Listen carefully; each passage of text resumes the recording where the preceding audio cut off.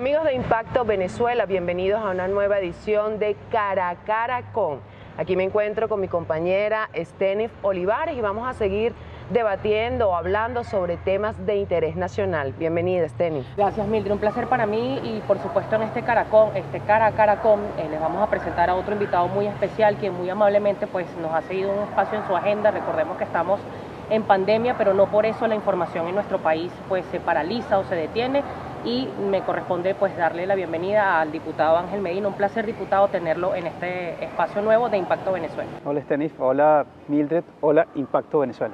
Gracias. Bueno, diputado, vamos a empezar evidentemente por lo que está en la agenda. Hay mucha expectativa más allá del tema de la pandemia sobre el tema electoral. Recientemente Rafael Simón Jiménez renuncia a la vicepresidencia del Consejo Nacional Electoral y aunque no fue una sorpresa, ¿cómo se puede interpretar que básicamente cuando ya se inició el cronograma, entre comillas, que planteó este nuevo Consejo Nacional Electoral, pues él decide retirarse? Mira, yo lo decía claramente, creo que eso demuestra una vez más la necesidad de que el árbitro electoral debe salir por los mecanismos constitucionales y que el árbitro electoral nacional debe haber sido electo por la Asamblea Nacional. ¿Por qué? Porque eso te garantizaba no solamente un gran acuerdo político, te garantizaba además un procedimiento que permitiera elegir a los mejores, pero además te iba a garantizar que iba a llegar a ser rector o rectora del Consejo Nacional Electoral aquella persona que de verdad quisiera ser rector o rectora, porque la verdad es que hoy lo que se está viendo es que en medio de estas decisiones impuestas termina siendo estos eventos de renuncia, sal, de cambio además de normas y de reglas de manera apresurada, termina siendo una enorme debilidad para que los venezolanos puedan decidir de manera libre, que yo creo que la discusión central que hay hoy en Venezuela. Los venezolanos tienen la oportunidad de decidir hoy libremente y creo que eso no está planteado en este momento. Así como lo hemos conversado anteriormente, sí, no es el mismo escenario del 2005, pero ustedes han tenido contacto o han hecho un censo con la gente en la calle para saber si las personas están dispuestas o no a participar en esas elecciones que ustedes mismos han tildado de farsa electoral, porque una cosa es que la dirigencia opositora no quiera participar o no vaya a participar y otra cosa es la ciudadanía. Pues algunos en la calle nos han dicho, bueno, yo sí, porque ese es mi derecho, aunque no esté de acuerdo. O sea, hay diversidad de pensamiento. Entonces, ¿cómo controlar esa situación? ¿Tienen una estrategia, un plan para que la gente no participe? Porque si es una farsa, ¿cómo lo van a llevar adelante? Mira, yo creo que aquí hay dos cosas que no se han resuelto y hemos tratado han tratado de dirimir la discusión a participas o no participas, votas o no votas. Y sobre esa discusión de votar o no participar o no participar, hay dos cosas fundamentales que no están resueltas en este momento. La primera tiene que ver si esa elección es una elección que permite destrabar y salir de la crisis que estamos padeciendo los venezolanos. Yo creo que no. Yo creo que vista la elección simple de Asamblea Nacional, en sí misma no garantiza que el día de mañana se vayan a cometer las mismas prácticas que se cometieron con esta Asamblea Nacional y por tanto se siga profundizando la crisis. Y lo segundo es si el voto, más allá de tú lo uses o no, si el voto efectivamente es un instrumento que permite lograr que los venezolanos se expresen libremente, pero además permite lograr la posibilidad de un cambio político en Venezuela. Y eso tampoco se ha resuelto. Entonces, como me decían ayer, el votar es un derecho y tú puedes asumirlo o puedes no asumirlo. Aquí no es un deber en Venezuela, es un derecho. Ahora, la pregunta es si votando masivamente se resuelve el conflicto y se puede lograr un cambio, o si no votando se resuelve el conflicto o se logra un cambio. Y ese es el gran problema, el gran dilema en el que está metido en este momento el país, que se han destruido tantas las instituciones del voto, la institución de la elección, la institución del mecanismo para que los venezolanos dentro y fuera del país puedan elegir, que hoy estamos en un sinsentido institucional y en una acción que pareciera que simplemente, o este cronograma pareciera que simplemente es para beneficio de unos pocos que se mantienen en el poder. Ahora, diputado, ya han pasado varios años desde un discurso de Hugo Chávez que, si la memoria no me falla, fue en el año 2008. Él mostró una vez un papel en el Palacio de Miraflores donde decía que él sabía por quién votar. A partir de allí empezaron quizás las dudas, a lo mejor estaban antes, pero a partir de allí hubo un quiebre entre la duda de la transparencia del sistema electoral venezolano con el tema de las máquinas de automatización, el acta matavotos, que siempre ha sido un argumento también del chavismo. Pero ¿cuál ha sido quizás la debilidad de la oposición para garantizar esas condiciones, más allá que nunca las haya habido? Porque la Asamblea Nacional en 2015 revirtió muchos de estos rumores de que no se podía ganar, no se le podía ganar al chavismo en esta era. Pero ¿cuál ha sido la debilidad de la oposición para no lograr un cambio contundente en esas condiciones? Mira, yo creo que una de las enormes debilidades de la oposición es no haber reconocido a tiempo el esquema o el cariz autocrático de quienes están lamentablemente en el poder. Y eso al no reconocerlo en su enorme magnitud, al no reconocerlo con claridad, cometes el error de pensar, de creer que el otro piensa igual democráticamente que tú. Entonces yo creo que ese es un error estratégico y además es un error, no es un tema que se nos pasó, es un error, y esos errores estratégicos al final te llevan a ir a eventos electorales como las elecciones de gobernador, por ejemplo, que fue unas elecciones de gobernador donde se motivó el voto, donde nos organizamos, pero cuando te das cuenta, cuando vienes al proceso electoral, te das cuenta que el propio sistema electoral es un sistema electoral que no garantiza que los venezolanos puedan decidir. Y por eso lo que decían las encuestas terminó siendo algo radicalmente distinto. Y ojo, que esto no pasa solamente en Venezuela, lo acabamos de ver en Bielorrusia. Lo acabamos de ver en Bielorrusia y lo estamos viendo en todos estos países donde la autocracia es quien gobierna. ¿Ángel Medina lo reconoció en ese momento? Mira, yo reconocí que efectivamente había que luchar por mejores y mayores condiciones, había que luchar porque los venezolanos pudieran decidir de manera libre. Y ese fue un reconocimiento que es evidente y es claro. Ahora, más que reconocerlo es cómo actúas ahora. Yo creo que el momento donde estamos es un momento de suma complejidad porque al final yo no soy de los que cree que hay que motivar la abstención, no es que no vote, es que hay que motivar una forma, un esquema que permita salir de este desastre que estamos viviendo.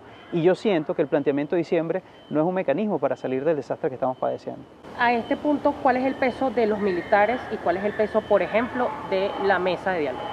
Mira, yo creo que esto es y lo decían, ellos lo dijeron desde hace muchos años, este es un régimen cívico-militar, que en el camino se transformó en militar cívico.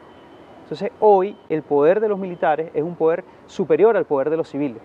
Y el punto de que tú ves cómo nos han militarizado la vida, nos han colocado una especie de cuartel a todos. Entonces, para echar gasolina, ¿quién está? Un militar. Para entrar a un hospital, si tienes COVID, ¿quién está? Un militar. ¿Quién está en las paradas que trancan las calles? Un militar. ¿Quién es el que distribuye la comida? Un militar. ¿Quién es el que dice cuándo llega o se va la luz? Un militar. ¿Quién es el que maneja PDVSA? Un militar. Es decir, al final, el peso fundamental en Venezuela es un régimen que es muy militarista, pero que además es muy poco institucional, y en el camino tiene a un segundo actor, que yo creo que es la Mesa de Diálogo Nacional, pero que no tiene ninguna fortaleza frente a compararlo con los militares o compararlo con la delincuencia organizada en Venezuela. Sí, pero de igual forma ese punto de cívico-militar ha sido muy tóxico para Venezuela, porque uno ve cómo una Guardia Nacional habla por el canal del Estado y dice no volverán, y eso es algo que han marcado desde Hugo Chávez y lo acaban de decir otra vez. Entonces hay como ya están anticipando los resultados, y aún así son escenarios que no son de ahorita. Todos los años electorales han sido iguales. Entonces, como han dicho desde la unidad, que están otra vez con un pacto de unidad nacional, están trabajando en esas alianzas, pero diputado, honestamente, ¿hasta cuándo continúan los pactos? ¿Hasta cuándo continúan esas estrategias? Vamos unidad, no hay unidad, hay infiltrados, siguen las fallas, se venden unos por los maletines verdes, o sea, pero la gente necesita soluciones, la gente se está muriendo de hambre, la gente se está muriendo no solo de la pandemia, sino que no hay medicinas o no hay un suficiente poder adquisitivo, estamos dolarizados, y entonces la gente todavía espera que la oposición responda, pero han pasado más de 20 años, y esta pregunta se la hago a todos los dirigentes políticos, porque es el sentir del venezolano en la calle que nos dice todos los días, estamos desesperados. Sí, todos estamos desesperados. La respuesta frente a eso claramente está en que tú estás contra lo que tú estás luchando. Al final también creo que es ese error de creer que porque la oposición actúe se van a cambiar las cosas. No, la oposición es un conjunto de factores que tienen que movilizarse. Y no se trata de que el ciudadano pida a la oposición, es que esto ya pasó a ser un tema de responsabilidad nacional de todos los actores políticos del país, de todos los actores sociales del país. ¿Por qué? Porque tú estás luchando con la instauración de un esquema que no lo va a resolver solamente la política. Ahora, ¿qué creo yo que sí hay en este momento un problema grave? Que es que yo siento que la gente se está alejando de la política. Yo siento que la gente se está alejando de la acción política, producto de que ha sido ineficaz o que la política no es capaz de resolver el conflicto. Digo cuando se aleja de la política, no solamente de la oposición, también del gobierno, o sea, se aleja de todo lo que tiene que ver con la política porque siente que la política no resuelve sus cosas. Entonces, yo creo que una de las cosas que sí hay que hacer en este momento es reconstruir el espacio político. ¿Qué significa reconstruir el espacio político? Bueno, no seguir en estos procesos suicidas donde nadie gana, donde termina perdiendo el país. O sea, porque creo que el proceso de diciembre termina siendo un proceso que va a hacer que el país siga perdiendo, va a hacer que la gente no gane. Reconstruir la política es venir a hablar de los problemas de la gente, como tú lo estás hablando, y es acercarse nuevamente a la gente. Reconstruir la política es no satanizar la posibilidad de que yo hable con quien pienso radicalmente distinto, que es lo que ha pasado también en el último tiempo. ¿Por qué? Porque hemos destruido el espacio político tratando de elevar cada día el conflicto de cada uno de nosotros. O sea, si tú me dices verde, yo te digo rojo, si tú me dices feo, te digo más feo, y eso lo que ha provocado es que no existe un espacio político donde entenderse. El último gran espacio político que creo que hubo aquí fue el Comité de Postulaciones Electorales, y no funcionó. Y no funcionó porque hay una permanente intención de destruir el espacio político. Y eso hace que efectivamente nos alejemos de la gente. ¿Cómo retomar ese hilo conductor, diputado, precisamente porque diera la impresión de que todo se soluciona por parte del régimen de Nicolás Maduro a través del arrebato? Usted va a una comunidad y tiene que pedirle permiso ahora no al Consejo Comunal, sino al colectivo o a una suerte de guerrilla urbana que gobierne ese pedazo de territorio. ¿Cómo hacer reconstrucción política? ¿Cómo hacer en el escenario electoral, por ejemplo, cómo hacer campaña política y llegar con una bandera, por ejemplo, de Primero Justicia a un sector donde manda el PSUV, cuando de repente, y hemos tenido ejemplos, los hemos sufrido y los hemos padecido porque hemos sido golpeados todos con mayor o menor intensidad, te mandan una gente armada o a agredirte simplemente por pensar diferente? ¿Cómo reconstruir con esa particularidad? Bueno, fíjate, hay un tema. Es ver, y por eso es que hay que salirse un poco de lo que estamos viviendo. Estamos viviendo un estado que yo considero que es un estado fallido, es un estado que no funciona, no sirve, y se está deshilachando la nación. Se está deshilachando por eso mismo. El que gobierna en el estado Bolívar no es las mismas instituciones ni las mismas personas que gobiernan en Aragua, ni son las mismas que gobiernan en el Zulia. Son como que nos hemos venido desintegrando. Una realidad particular. Nos hemos venido desintegrando. Entonces, esos procesos de desintegración no los podemos ver en América Latina. Nuestra forma más cercana de verlos es en África. Y en África los procesos electorales terminan fortaleciendo el sistema autocrático de destrucción de la nación. Entonces, no se trata de un proceso electoral exclusivamente, se trata de un proceso de transición política. Y ese proceso de transición política tiene que llegar, en algunos casos, por la presión necesaria que permita que los actores políticos puedan construir una salida política. Y eso es lo que no hay en este momento. En este momento lo que te dicen es, hay una elección y la elección resuelve todo, cuando sabemos que la elección no resuelve nada.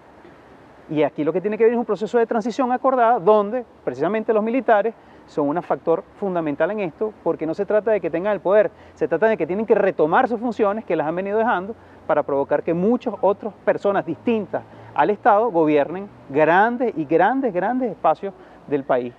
Y lo gobiernen con sus normas, con sus formas, con sus maneras. Arco minero. Decirte para un ejemplo, pero hay otros tantos ejemplos en Venezuela. Hablando de esos espacios, ¿cómo está haciendo la oposición hoy en día con esta pandemia? ¿Han abandonado las calles o han seguido con ese contacto con el ciudadano de a pie? Porque evidentemente sí hay restricciones o ciertas restricciones, pero aquí la mayoría de los venezolanos vive del día a día porque hay una crisis económica. Sí. Entonces, nosotras como periodistas los hemos visto, lo vivimos a diario, que hay muchísima gente en la calle. Entonces, ¿dónde está la dirigencia política actualmente de oposición? ¿Están haciendo algo? Tengo entendido que hay algunos que están incluso haciendo gira por los estados, pero desde Primero Justicia, ¿qué se está haciendo? Mira, bueno, lo primero es que hay una buena parte de la dirigencia política o que está perseguida o que está con amenazas de persecución. Y eso creo que es importante que se entienda porque es parte del esquema de desmovilización. Y ha habido un esquema claro de desmovilización que además la pandemia lo permite, la pandemia lo permite con muchísima fuerza. Una parte importante de Primero Justicia... Abuelo de pájaro, más o menos, ¿cuántos integrantes de Primero Justicia están, digamos que fuera del tablero político o que están fuera de Venezuela, bien sea porque están inhabilitados, perseguidos? Te doy un dato, por ejemplo, el 35% de la dirección nacional del partido. Quizás un poco más, esté fuera del país o esté amenazada, o como Juan, que esté detenido, o como Albán, que esté muerto. ¿no? O sea, y hay muchas cosas que están ahí, ¿no? Pero si algo se ha dedicado Primera Justicia en los últimos en todos estos meses, es en tratar de ayudar a la gente, eso que tú dices, de tratar de conectar, de reconectar nuevamente con la gente. En lo particular, nosotros hemos hecho una labor importante, por ejemplo, de ofrecer tapabocas, que es lo que tenemos a la mano y en algunos momentos aguantes, a médicos, asociaciones civiles, asociaciones, a los comedores populares que están funcionando todavía con todas las limitaciones, a las iglesias, a organizaciones sociales como el Rotary, es decir, hemos entregado, en lo particular, más de 19.000 tapabocas en toda Venezuela para tratar de ayudar y compensar un poco lo que está viviendo la gente. Ahora, eso no basta, porque el problema no es cuánto ayudas, el problema es cuánto puedas tú transformar la realidad que está viviendo el país. Y ayudar es una parte importante, pero lo fundamental es trabajar para dar un cambio en este país, y ahí es donde yo creo que hay que empezar a construir una nueva estrategia, que yo creo que es lo que se está haciendo en este momento. Ahí ahorita hay una especie de vacío de no respuesta, un poco lo que decía ayer la conferencia episcopal. Hay como una no respuesta de qué se va a hacer. Y efectivamente puede estar sucediendo porque no es fácil construir la respuesta. Pero creo que a mediano plazo hay que construir una respuesta y vuelvo al tema. Creo que una de las cosas no solamente es reconstruir el espacio político, sino la segunda, que yo creo que es importante, es resistir. Es una palabra compleja. ¿Cuánto más, diputado? Porque resistir todo lo que sea necesario. Es decir, resistir no solamente implica estar protestando o estar en la calle. Resistir es existir. Resistir es estar. Resistir es poder hablarles a ustedes como estoy hablando aquí. Resistir es que esto que estamos grabando pueda ser visto por miles de personas para que entiendan que siempre hay la posibilidad de tener un país distinto. Resistir es proponer. Y eso hay que hacerlo, como lo hicieron nuestros líderes políticos de América Latina cuando vivieron 2, 15, 30 años de dictadura en sus respectivos países y no eran diputados, tenían partidos inhabilitados, muchos de ellos estuvieron presos, muchos de ellos estuvieron exilados y resistieron y cambiaron sus naciones. Diputado, ya como quizás esta pregunta como ciudadano, ¿cuál cree usted que fue la razón para que se resquebrajara la moral y los valores de la política? Porque quizás yo no viví quizás la que llaman Cuarta República o lo poco que recuerdo, uno no veía este tipo de cosas como por ejemplo, no sé, el cartel de los soles o alguna mafia del arco minero o este tipo de cosas. ¿En qué momento se resquebrajó todo esto y se volvió la política una suerte de licencia para algunos sectores y para algunos ciudadanos de beneficio propio, de enriquecerte a costa de haber sido electo para resolver los problemas a la gente?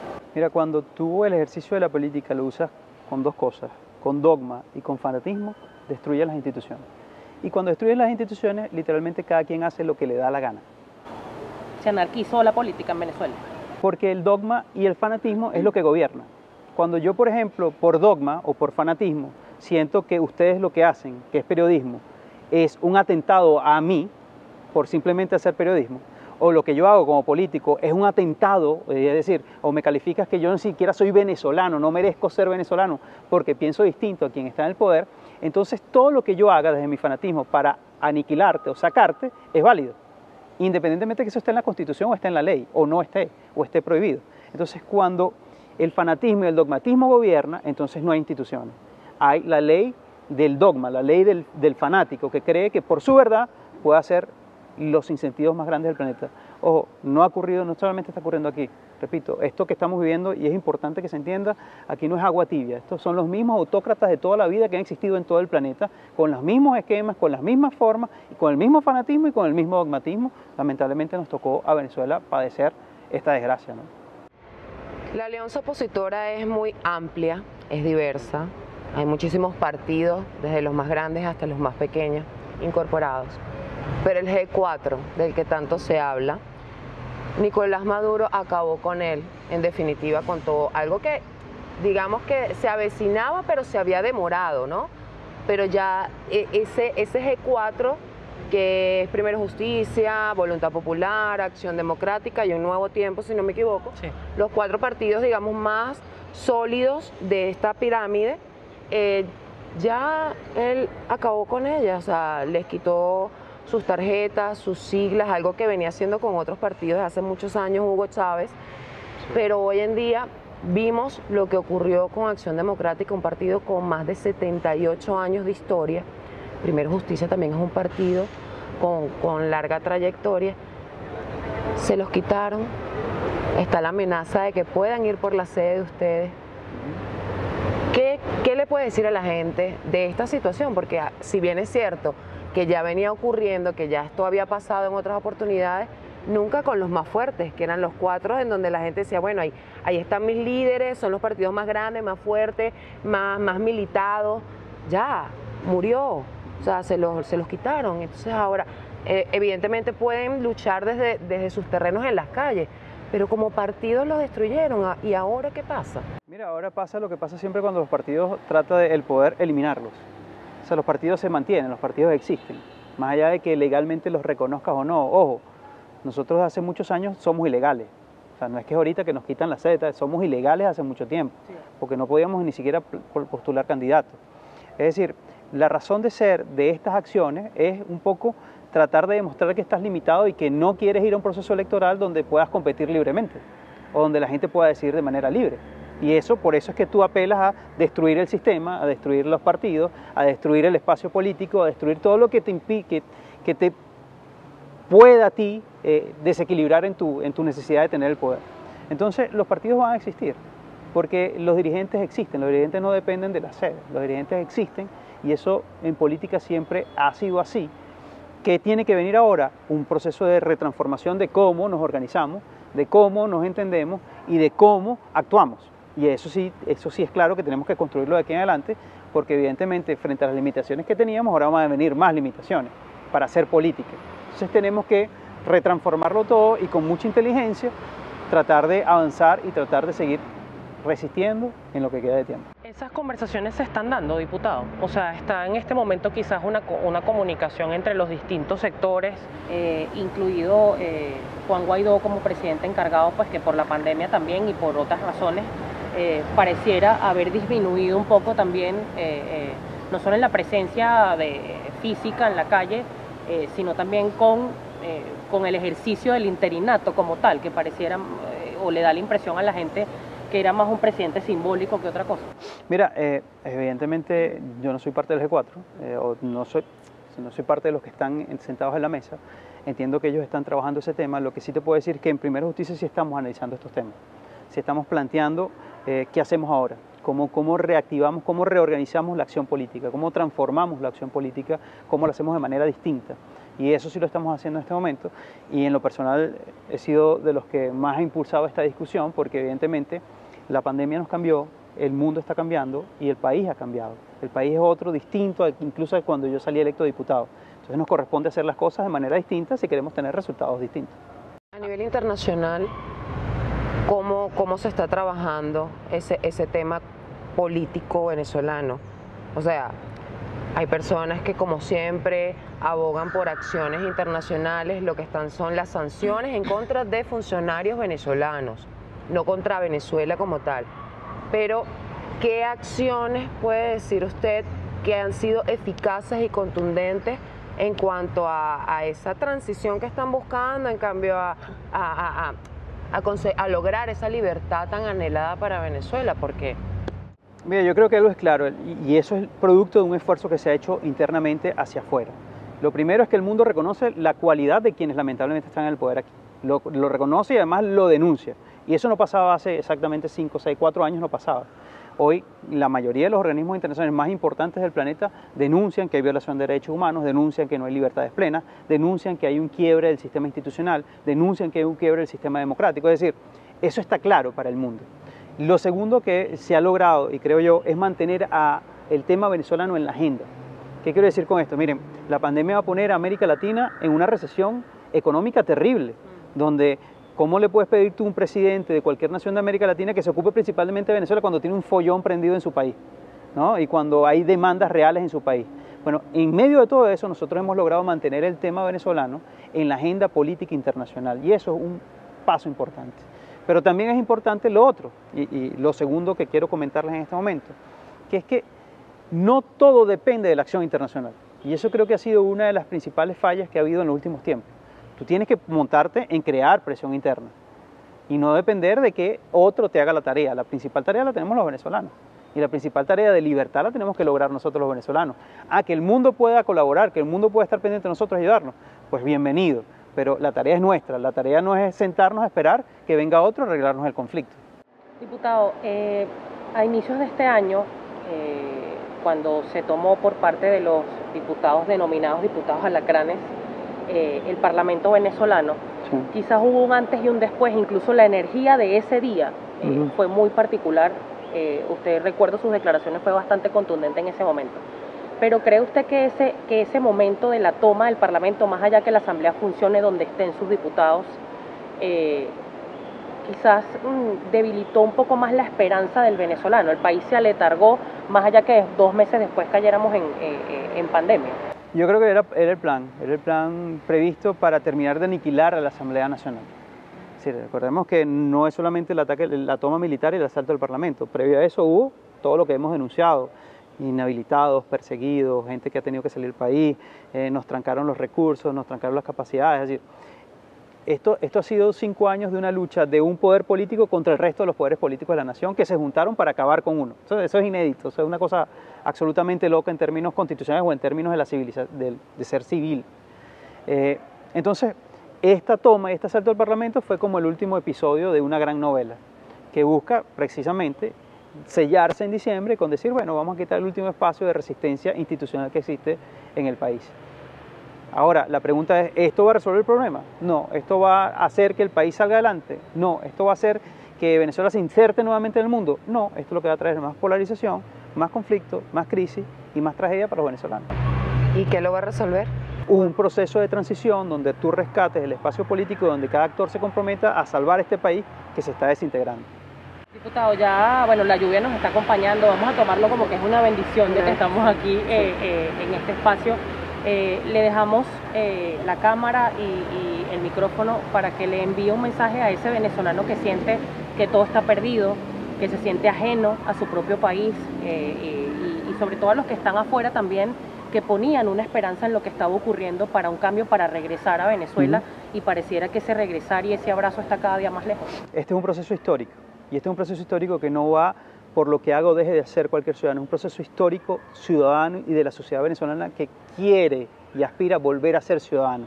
Hoy no somos ciudadanos, y la gente y el venezolano lo que aspira es ser ciudadano, por eso es que siempre habrá la intención de lucha y de cambio de lo que está pasando en este país. Más allá de que yo esté o no esté como diputado, más allá de que estemos o no estemos aquí nosotros, ese proceso es histórico y ese proceso es indetenible. Por tanto, quien pretenda detenerlo simplemente lo que va a conseguir es la respuesta básica de que frente al proceso histórico simplemente se te agraven más las condiciones.